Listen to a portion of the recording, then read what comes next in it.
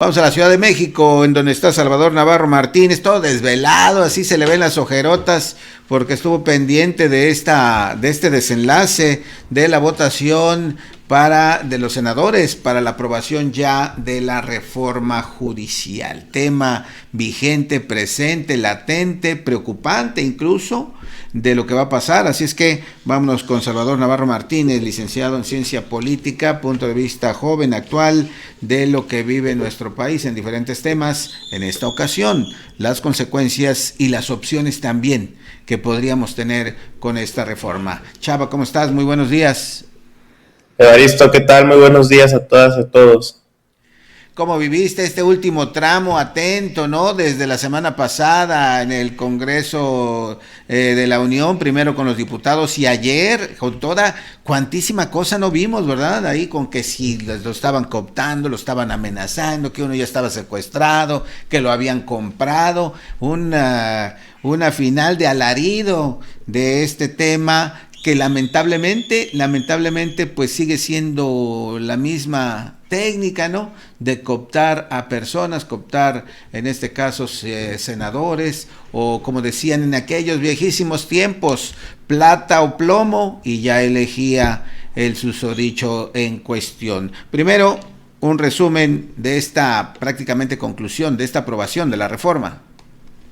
Así es, Evaristo, pues como hemos estado hablando en estas semanas, ya sucedió la votación a la reforma del Poder Judicial en una jornada histórica, en una jornada complejísima que se dio el día de ayer, que comenzó desde temprano con algunas faltas ahí, como la del senador Yunes del Partido Acción Nacional o como la del senador de MC Barrera de Campeche, pero al final terminó diciendo la bancada de Movimiento Ciudadano que su senador estaba secuestrado por la Fiscalía del Estado de Campeche, y bueno, el senador Yunes terminó llegando a la sesión, pero lo sorprendente aquí fue que ya llegó acompañado de morenistas, y llegó su papá, que es el exgobernador de Veracruz, y que también es su suplente del senador titular, y llegó a tomar protesta.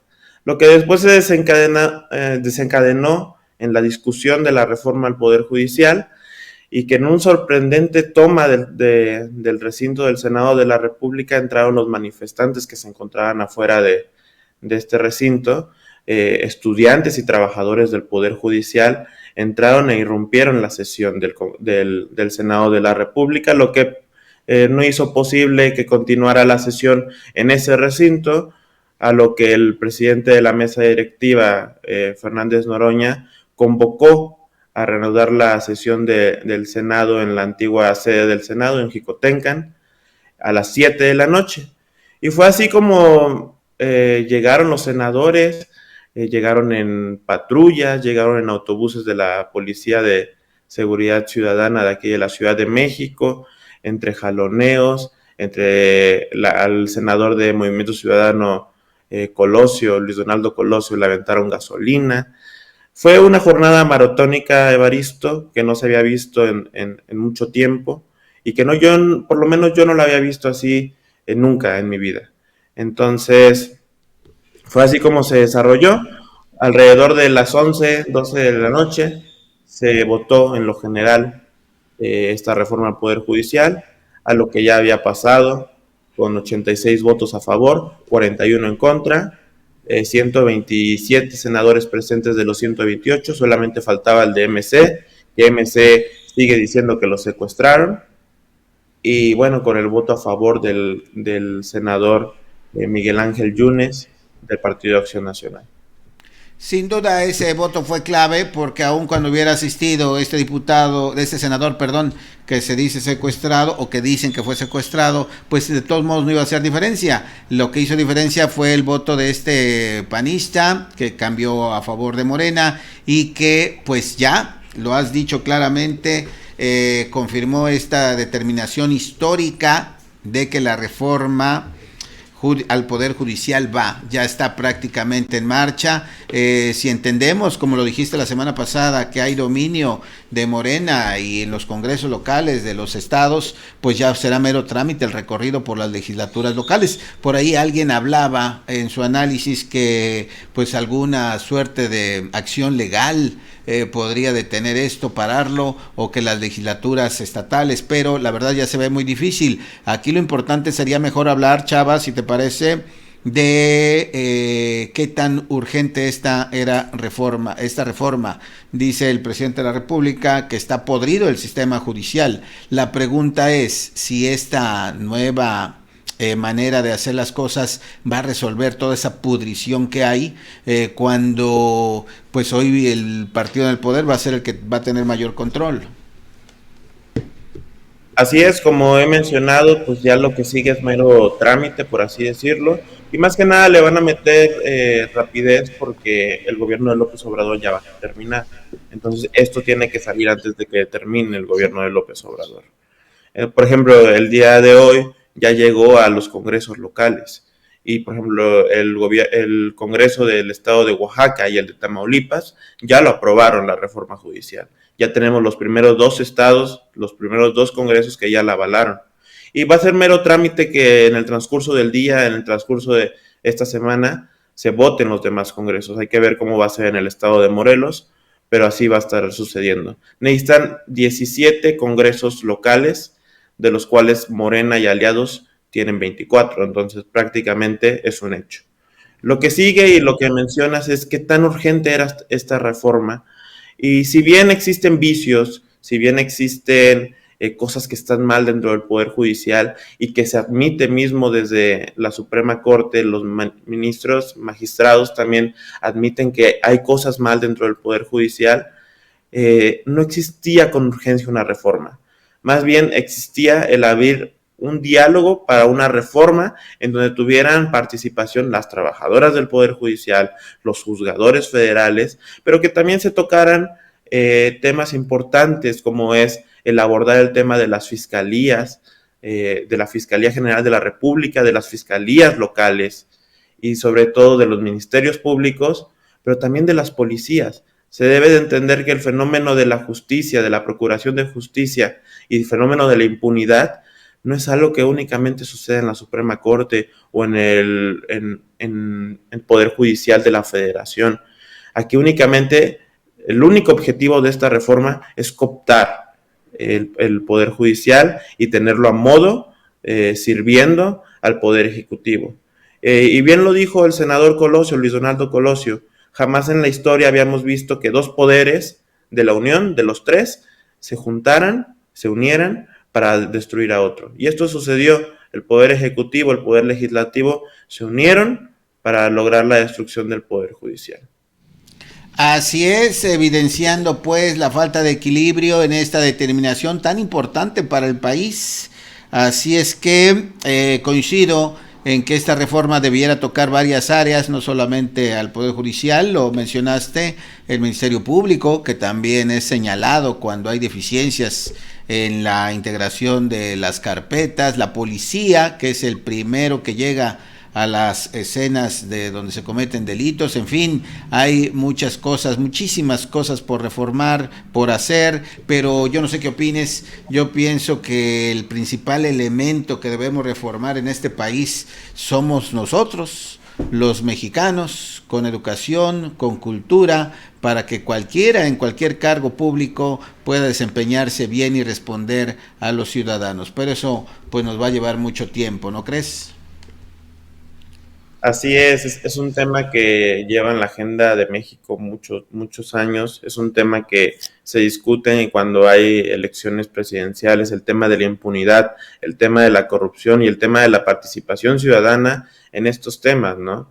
Entonces, el presidente López Obrador asegura que la corrupción, la impunidad ya se terminó en el Ejecutivo Federal y que por eso ahora están dando este segundo piso de la cuarta transformación, que es llegar al Poder Judicial. Yo no me atrevería a asegurar o a decir que la corrupción se terminó en el Poder Ejecutivo. Vemos casos de corrupción en el actual gobierno y que bueno, que se tienen que esclarecer antes de pensar en abordar el tema judicial. Pero el tema judicial, como te digo, no es algo que esté cerrado. Mismos legisladores de oposición y la misma Suprema Corte de Justicia está a favor de que se reforme el Poder Judicial, porque hay cosas mal y hay cosas que se tienen que discutir y hay nuevos planteamientos que se están haciendo en otros países en la Procuración de Justicia y que se deben de traer a México, pero no de esta forma. Entonces, lo que sigue, pues prácticamente es meses de resistencia. Seguramente vamos a seguir viendo protestas. Yo creo que las protestas no terminan aquí. Los trabajadores del Poder Judicial siguen molestos, los estudiantes siguen molestos, la sociedad civil que está informada sobre este tema y que no le parece, está muy molesta. Y se viene, no se lo deseo, pero se vienen momentos de crisis política, Evaristo. Veamos cómo le va a la presidenta Claudia Sheinbaum en su toma de protesta en el Congreso de la Unión, porque ya varios grupos están llamando a tomar San Lázaro para impedir que tome protesta, no por el hecho de que no reconozcan su presidencia, sino por el hecho de que lograron la reforma al Poder Judicial bajo la amenaza de senadores de oposición. Y es que como lo dijeron, Chava, es un regalo, no me acuerdo quién lo dijo, lo citaron, fue nota, lo dijo, no sé si fue un diputado, un senador, como un regalo de despedida para Andrés Manuel López Obrador. Algo tan trascendente para el país se convirtió en algo tan sencillo, tan banal como un regalo de despedida. Qué cosas pasan, yo no sé si solamente en México, pero hacer una transformación de este calado, así nomás, en 2 días o en una semana, como lo vimos, pues sí es como para que los ciudadanos nos preocupemos y nos interesemos más en estos temas. Pues ni hablar, compañero, se han consumado las cosas. Yo propondría, y aquí quiero por favor tu opinión, que bueno, este desgaste que sigue, porque ayer seguían los discursos, todavía yo veía después de que se aprobó, seguían pasando en tribuna, haciendo condenas, diciendo que se perdió la democracia, que tendremos un gobierno represor, intolerante, dictador, pero me parece que eso ya pasó. Mejor creo, y no sé si estés de acuerdo, pues es que ya debemos enfocarnos a lo que viene, en todo caso, pues meterle mano ahí a esa reforma y tratar de hacerla lo menos negativa que se pueda, aportar algo, que todos estén ya ahora en la misma sintonía, porque si no, este país va a seguir polarizado y peor todavía, si no se actúa, pues la van a hacer tal cual la quieren, a modo y con las consecuencias que pudiera haber para todos nosotros. Así es, esto es un reflejo de lo que se vive en política en México. Aquí el único gran perdedor es el sistema político mexicano, es la democracia mexicana, y quien le otorgó esta pérdida a México no fue Morena, no fueron Morena y aliados, no fue el presidente López Obrador únicamente. También se debe de reconocer que la oposición le falló a México, le falló porque no pudo contener estos votos en el Senado, y le falló porque viene de un proceso electoral en donde la ciudadanía le rechazó el voto. Una campaña presidencial de Xóchitl Gálvez donde le rechazó el voto y le dio un voto preferente a Morena, que ahí se demuestra que no tenemos una oposición clara, no tenemos una oposición firme, y con los liderazgos de Alito Moreno en el PRI y Marco Cortés en el PAN, pues se demuestra. Entonces aquí debemos de apostar a la construcción de ciudadanía, de ciudadanas, de ciudadanos más informados, y a la construcción de nuevas fuerzas políticas, que creo que es algo que se va a venir en los próximos meses. Así es, y yo le abonaría, y bueno, de mi parte, ¿verdad? Creo que también responsable de todo esto es la falta de educación que tenemos en materia política, la falta de interés que tenemos los mexicanos en estos temas, la ignorancia que tenemos ya de décadas, de siglos, que no nos involucramos, no nos metemos, no conocemos y participamos de manera solamente apasionada por por un caudillo y no por algo que realmente nos beneficie como sociedad. Ahí también había que meterle esta gran situación, porque cuántos millones de mexicanos, cuántos fueron a protestar, no fueron ni 1 millón, la mayoría estaba totalmente indiferente y apática. Bueno, ya, y por último, me llama la atención eso que dices, me gusta eso que dices de que le falla la oposición a México, y tan le falló que ahora quieren. Dices, soy joven también, dices, no había visto algo semejante. Bueno, los que hemos visto lo que ha pasado en estas decisiones en los congresos, nos dábamos cuenta de que toda la oposición antes peleaba contra el PRI, con todas sus determinaciones. Hoy al PRI, que como dices está fallido y está derrotado, hoy le toca abanderar una causa al que la gente ya no le cree. Ese es el gran problema de este partido, seguido del otro, el Partido Acción Nacional. Así es que, sin duda, hoy están sufriendo lo que no pudieron hacer, y quién sabe, si esto sigue así, pudieran hasta desaparecer. Gracias, Chava. Excelente día. Muchas gracias, saludos a todas y a todos, y estemos pendientes de lo que pasa en esta semana.